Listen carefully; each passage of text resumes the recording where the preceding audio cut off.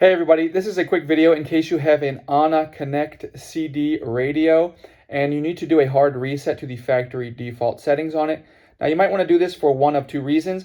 The first is troubleshooting.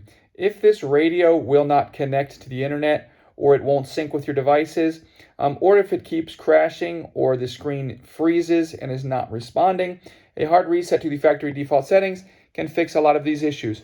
Now you will need to set it up again with any presets or anything like that, any configurations you've set up on it.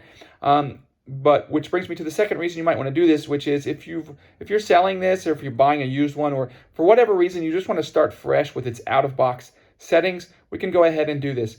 Now it's just quite simple to do. All we need to do is come down, and when we turn it on, we'll get the menu, or we can just select the menu from the buttons below. From there, we can navigate to the settings menu, and from settings, we are able to choose factory reset. We'll select that, and on some menus, you'll need to confirm it. And then once that happens, it will factory reset to its out-of-the-box factory defaults.